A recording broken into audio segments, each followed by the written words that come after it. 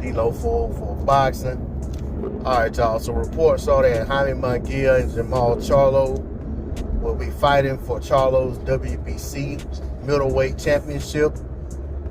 We know that initially the rumors were that Munguia was finally going to go ahead and take his opportunity at the WBO championship and face Janabek, being that Demetrius Andrade had finally vacated the title and moved up to 168, which was going to allow for those two to fight for his title, because Munguia had passed up opportunities in the past to face Andrade when he was Andrade's mandatory for that WBO title.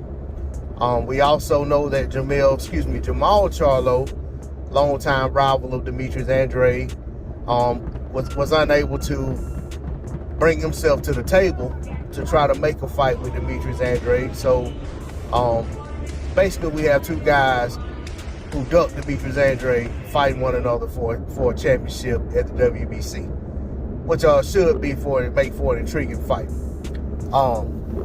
When I look at the two guys, Jermall Charlo definitely has the deeper experience as a professional, definitely has better wins, definitely has a better resume, definitely looks the part of a better fighter. Although in his last performance, it wasn't his best performance by any stretch of the imagination. But that being said, I still can't look at that in anything I've ever seen in Jaime Munguia and say that I would favor Munguia to beat Jermall Charlo.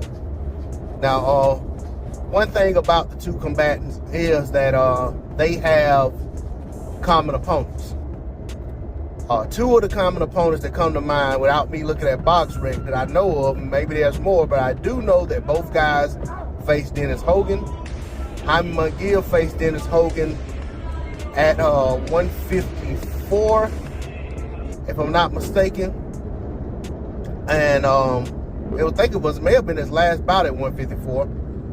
And Jaime Munguia won a decision that a lot of people felt like probably could have went the other way. Jermall Charlo fought Dennis Hogan and stopped him, but it was at 160. The other common opponent is Montiel, who was Jermall Charlo's last opponent. Charlo fought him to a hard-fought, unanimous decision. Charlo was the clear winner in that bout, but it was definitely a give-and-take affair.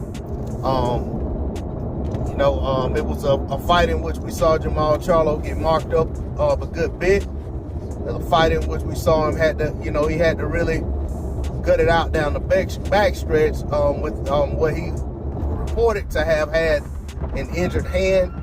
So the fight definitely was not a one-sided affair, and all the way. Now, it was to me, Jermall was a clear winner in the fight, though. It was never a doubt about who won the fight. But it definitely was a back-and-forth affair. Jermall was just too much for Montiel. Now, as for Munguia, who fought Montiel years earlier, he was able to stop him, but he fought him at 147. So, two divisions below where he fought Charlo. And I think that may have been Montiel's last fight at 147. To be honest, off the top of my head, I can't recall for sure, but I do believe I remember seeing that. But with all of that being the case, it makes for an interesting matchup, makes for an interesting fight. But I'm not gonna be shy about saying I expect Jermall Charlo to win this fight. I don't know if I'm gonna lean towards stoppage or what, because for different reasons. But I definitely think that Jermall Charlo should be victorious in this fight, but the fight's definitely worth watching. It's definitely not a foregone conclusion, and Jaime Munguia definitely has a shot at beating Jermall Charlo. That's all I got on the D-Lo 404 Boxing. Like, share, comment, and subscribe.